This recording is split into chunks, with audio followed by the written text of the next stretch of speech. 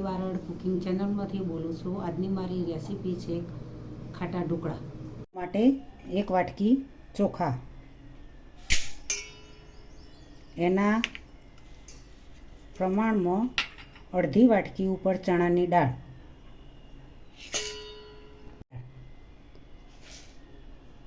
મેથીના દાણા, કાચી મેથીના દાણા ધોઈને પછી ધોઈ નાખ 6 કલાક 7 કલાક 6-7 કલાક સુધી જ્યાં સુધી દાણા પોચા ન થાય ને ઓગળી અંદર આ રીતે ડૂબે નહીં ત્યાં સુધી પલાળી રાખવા। આ રીતે ઢોકીને બંધ કરીને મૂકી રાખીએ।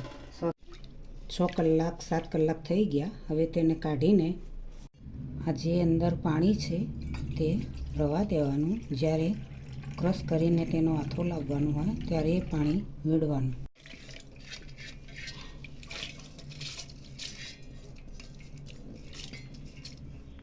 મરચું એડ કરીશું,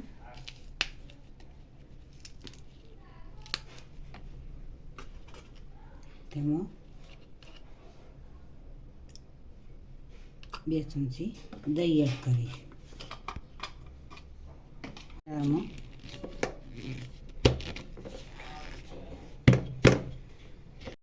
તો હવે તેને તપેલી મેં રાખીને તેમાં મીઠું એડ કરીશું થોડા પ્રમાણમાં। હવે તેને હાથ વડે મિક્સ કરીશું બરાબર।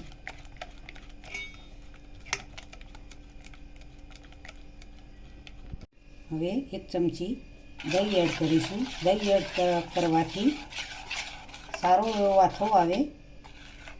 હવે તેને 4 કલાક રવા દઈશું।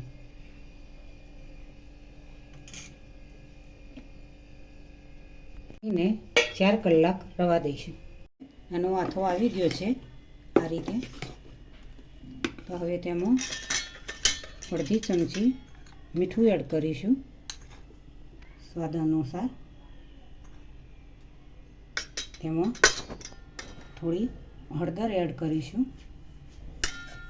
હવે તેને મિક્સ કરી ચમચી ખોળ એડ કરીશું। હવે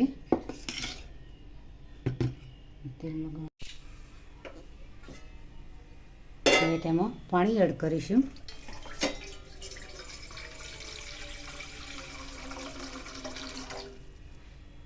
એક પ્લેટ જેટલું પહેલાં બેટર કાઢીએ। 3 થી 4 ચમચી બેકિંગ સોડા એડ કરીશું। મિક્સ કરી નાખીશું, હલાવીશું। તેલ લગાવી દીધું જેથી કરી બેટર ગરમ થાય અને ચોટી ના જાય।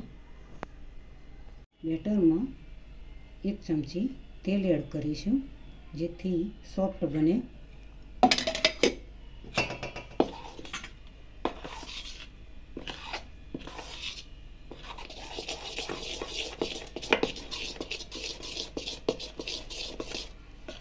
હવે પ્લેટમાં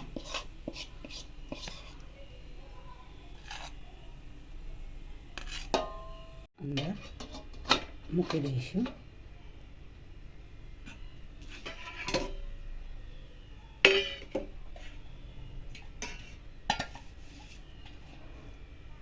ઢોકી દઈશું। હવે 10 મિનિટ થવા દઈશું। દાળ ચોખાના ઢોકળા તૈયાર।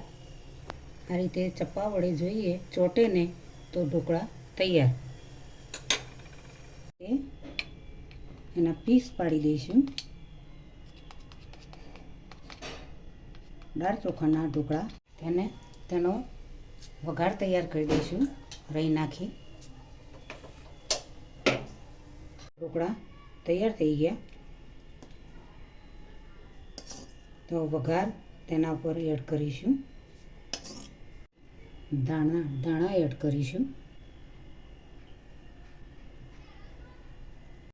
જુઓ મિત્રો, મસ્ત એવા ઢોકળા દાળ ચોખાના તૈયાર થઈ ગયા છે. તમે નોકરી પર પણ લઈ જઈ શકો છો, નાસ્તામાં પણ ખાઈ શકો છો. નાનાથી મોટાને દરેકને ઢોકળા ભાવતા હોય છે. સ્વાદ નાસ્તામાં લઈ શકો છો. હોટલમાં બને તેવા જ ઘરે પણ તમે તમારી મનપસંદ રીતે ઢોકળા બનાવી શકો છો. જો તમે મનથી બનાવશો, પરફેક્ટ માપ હશે તો સરસથી ઢોકળા બની શકશે. તો મિત્રો, આજની રેસીપી તમને મારી ગમી હોય તો મારી ચેનલને સબસ્ક્રાઈબ કરજો, મારા વિડીયોને લાઈક કરજો, શેર કરજો, બને તો કોમેન્ટ કરજો. ચલો મળીશું આવતી વખતે નવી રેસીપી સાથે. બાય.